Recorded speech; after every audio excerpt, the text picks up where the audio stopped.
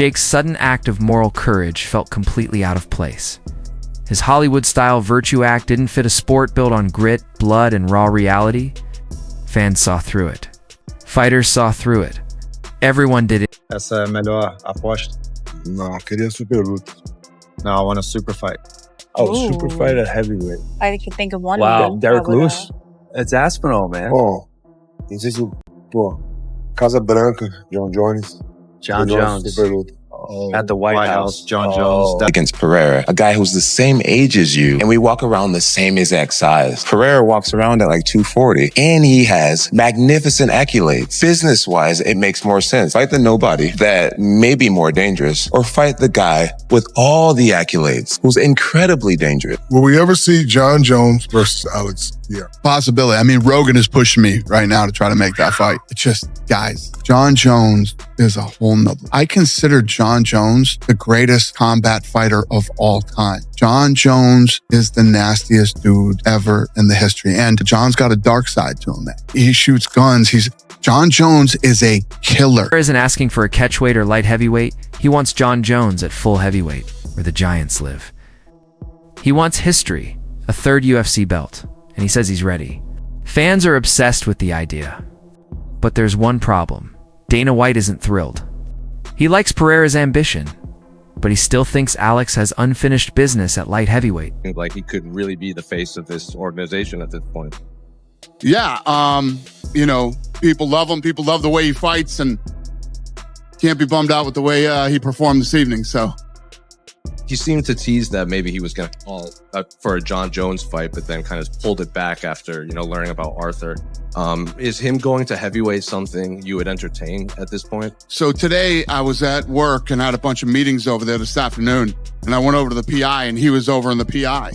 And I'm like, well, you're the last guy I expected to see here today. What are you doing here? And they're telling me we want to fight at heavyweight. I said, how about we win tonight and focus on tonight, and then we could talk about, you know, heavyweight. And I don't know. There's still fights here in this division, but we'll see. I mean, this guy has been an absolute stud for us. He's on vacation in Australia, flies over and fights because, you know, somebody fell out. He fights when he's hurt. He doesn't care. He wants to fight everybody. He wants to move up to heavyweight. About him going up to heavyweight. He's mentioned it a few times in the past. He always wanted that Jon Jones fight. I understand why maybe that fight wasn't appealing to you, but what is your reservations about sending him to heavyweight at this point? Probably that he was a middleweight. He was a middleweight. He's going to jump up 2 weight classes in the UFC. It's not like jumping up 2 weight classes in boxing. It's a big jump. Not that I have any reservations about it. I mean, the guy is you know, he's in a division that there's still some interesting fights. I don't know. It's just not, I like the guy so much. We'll see. We'll have to talk about it. I just don't see why, unless he wants to retire, why throwing him in at heavyweight makes any sense. Other than I just end up saying he wants to do it so bad. I'll just on Ankalaev afterwards and treat him like it was a walk in the park. A walk in the park. Let's talk about what really happened here. He started the fight, and he's going inside low kick, something that he did not do once or that much in the first fight between them. So you know what? The narrative from Pereira was, I was injured the first fight. That was the worst version of me that's ever showed up. And I was thinking, that's what all fighters say, though. They're not just going to admit that the other guy's way better than them. So I was thinking, all right, Alex Pereira, these are excuses, but they were definitely legitimate excuses because he went shin to shin with Ankalaev, like Jan Blachowicz did. Remember, Ankalaev's a southpaw, as he is in this stance here. And what you may notice is he's not a southpaw here.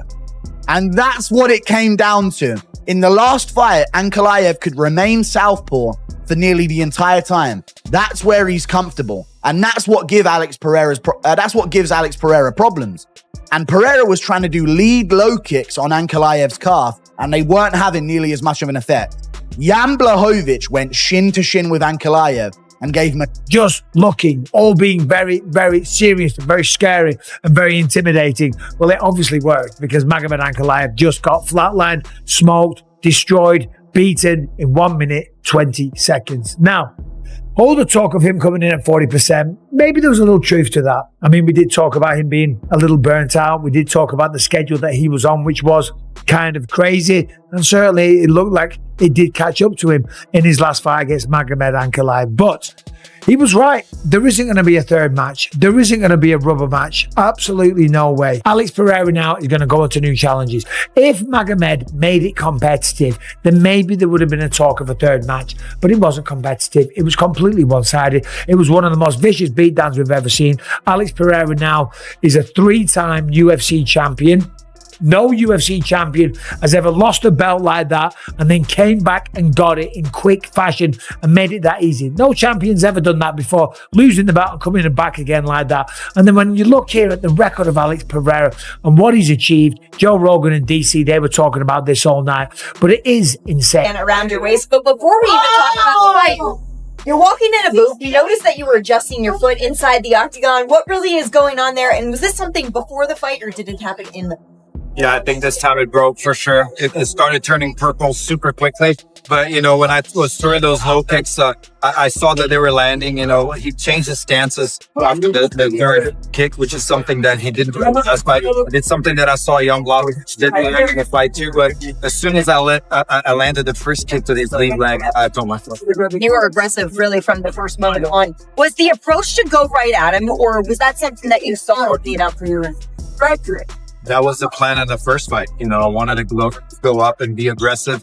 I told everyone I wasn't feeling well. I'll talk about that a little bit later. But, you know, I felt that it was going to happen. You know, even this morning we went to breakfast at Big Romania and we saw one of the guys from Power Slap who we saw last time on fight day as well. He had just lost that night. And today he was there and he just won. So I thought to myself, man, you know, last time he had lost, I lost, now he won. So everything is coming together. You're going to have... Do things feel different? You've won the title before. You've been the champion in 2 divisions. Is something else happening?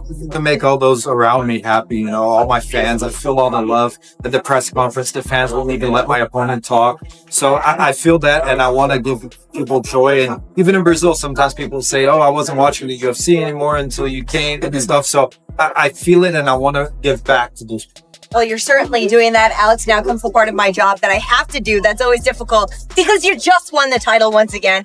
And we're already asking you about your next fight. But I talked to Carlos Ulberg and I talked to Yuri Prohashka after your fight. They both believe they're next in line. They both have the reasonings for it. If you get to play matchmaker as the champion, when do you fight? You know, like I said up there, I had a whole speech prepared, but we all know what happened to Jon Jones' brother. So it's not even right to talk about that. We'll talk about that later. But Pereira just absolutely ran through and look, I was wrong. That's very, very, very impressive. What were you impressed by in that sense? I think that just he made some good adjustments technically where he was putting him on the back foot a lot more than he was in the first fight. The first fight, it looked like, oh, he looks like he might shed a tear there, Yuri Prohashka. What's going on there? Yeah, in the first fight, he was kind of like guessing what Ankalaev was going to do constantly. Whereas in this fight, in the rematch, Pereira's just constantly keeping him guessing, walking him backwards, making him feel threatened, and Ankalaev just couldn't even get anything off. So, Pereira's back. I always ask it, but does he move to heavyweight now, or does he fight Yuri, or what are your thoughts? I don't know. I'm sure that's his decision. He's the champ. He can decide whatever he wants. Do you think he should fight Ankalaev again? Maybe that as an option? Give it a trilogy? I mean, I would watch Alex Pereira fight. I would watch any of them fight anybody, but I think that's pretty cool the way he's just come back and beat him again. See what he wants to do next. Dropped him with the right. Usually you'll see him drop him with the left hooks, but this time he big right one bomb. Dana says Pereira still has huge fights waiting at light heavyweight, and moving up now would derail UFC plans. Meanwhile, Jon Jones is staying quiet, which usually means he's plotting. Jones has always said Pereira interests him, even back when people accused him of ducking Tom Aspinall. He's admitted Pereira's power and style are the kind of challenge he actually wants. That's that thing that comes once in a lifetime. Like Chuck Liddell had it. There's some guys that just have that death punch. That's Alex. And I'll give you an example. So I'm sparring with Alex in Connecticut. and we're having a fucking war, dude. We're doing 3 hard rounds, and I somehow managed not to get hit with any big shots. And I like walking away real, like, I'm dead tired. I'm walking away really good. And they bring in this pretty high-level wrestler, and this guy is just fucking mauling Alex on round 4. Mind you, this guy's fresh. Me and Alex just had a 3-round fucking war, and this man is just mauling Alex, throwing overhands, has him in his cage.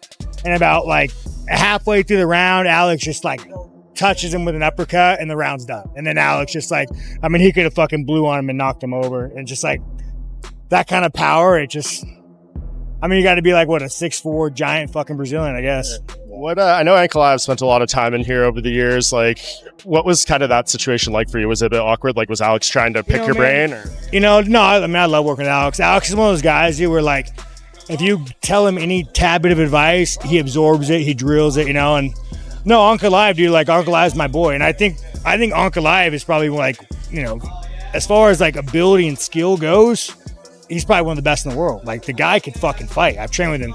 Like, if he were to write a book on MMA, dude, it's a big fucking book. It's a big fucking book. But Alex just has that. He has that little secret sauce, man, that Ankalaev just doesn't have it, dude. But I'm also kind of stoked that, like, I feel like Alex is like an honorary American, So like he lives in America, he trains in America, he likes guns, likes pussy. Like, he's a good like honorary American. So it's really nice to fucking, have like adopted American have the fucking champion, dude. And from fucking, no offense, Ankalaev, man, I really like it, dude, but there's no male American champions right now in the UFC who are actually born here. I know. Well, I mean, Kayla, A Pereira versus Jon Jones fight would be a historic war, a powerhouse knockout machine versus a technical genius. Joe Rogan said it'd be one of the biggest fights ever. But he also warned that whoever wins would still have to face the real problem at heavyweight, Tom Aspinall. Rogan called Tom the most complete heavyweight alive, faster, stronger, and a nightmare for anyone. Now Pereira wants to move up. Jones wants a massive return fight. Dana isn't sure he trusts Jones, and Tom is quietly sitting on top of the division. The question is simple. Does Dana give us Pereira versus Jones at the White House, or does Jones finally have to face the champion he's been avoiding? Either way, Rogan's right. Everything leads back to Tom Aspinall.